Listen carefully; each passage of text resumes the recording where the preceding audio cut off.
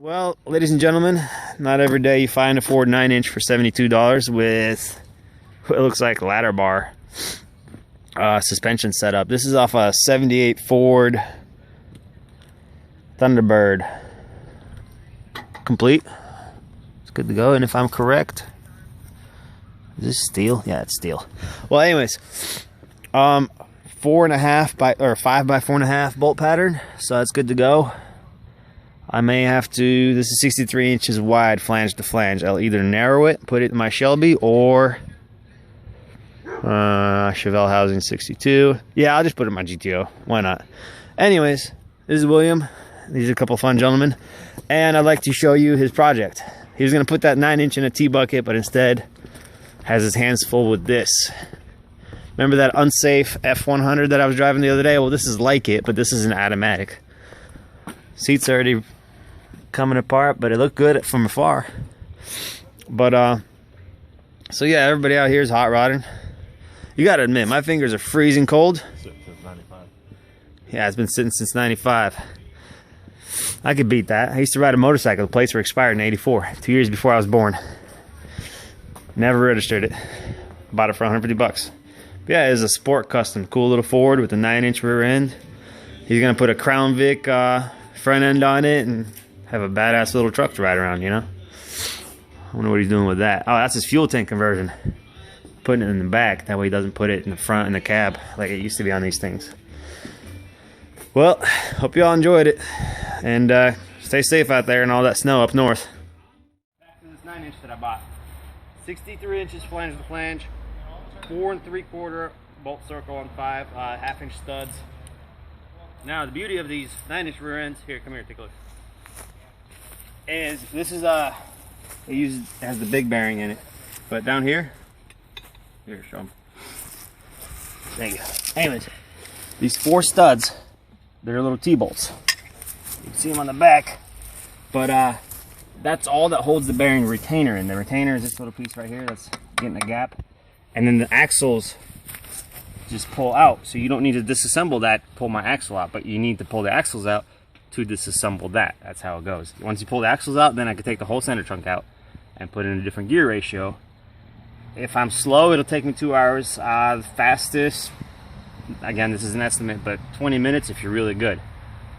So that's what I love about 9-inch rear ends. You could have a drag race car and a cruise car and a 200-mile-an-hour car, you know, just whatever ratio you happen to have. They're a little on the expensive side, but I mean, this is a 350 ratio. What we did is, this is an open rear end.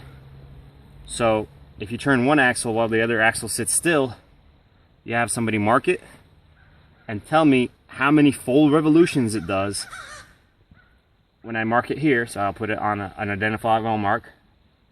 I go through 1 turn and 2 turns. The reason it's 2 turns is because one axle sitting still, you have to do 2 revolutions of the other axle in order to get the same rotation. And it came out there about 350, 370, so it's a good drag racing rear end.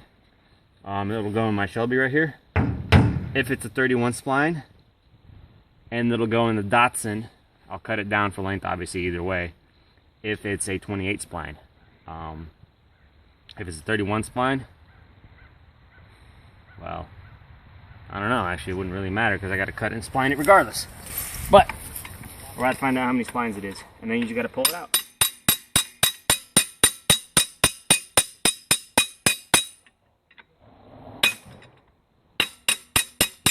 There you go.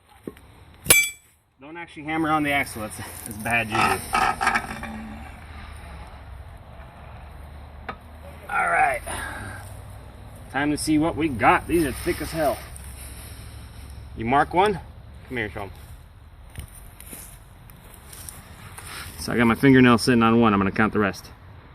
2, 3, 4, 5, 7, 8, 9, 10, 11, 12, 13, 14, 15, 16, 17, 20, 1, 2, 3, 4, 5, 6.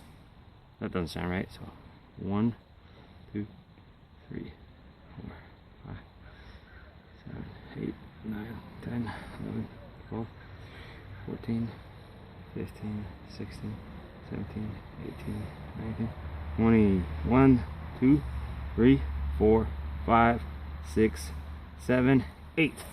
These are 28 spline axles. Pretty beefy. They look bigger than Chevy's 30 spline axles if you think about it. Now I know these are bearings. How this works is, here, get a close up of the bearings. This piece right here is a bearing retainer. If it's shaped like that, like a really wide rectangle shape, these are big bearings. Dimension will determine what size bearings, but the smaller bearings have like a 3/4 circle looking shape to them, and they're smaller bearings. The bearing itself is right here, and this donut is what keeps it in place. So there's no C-clip, so if the axle breaks right here where my thumb is right here, it's still retained by the bearing retainer and the bearing, and it won't go anywhere. So I'm going to go ahead and place this in the rear end for now. And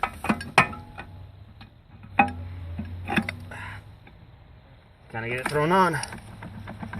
There you go. It's that easy to pull out a 4 9-inch axle. Just got to get these 4 nuts off. I'm just going to thread them in so they don't go anywhere. Alright, well, thank you all for watching.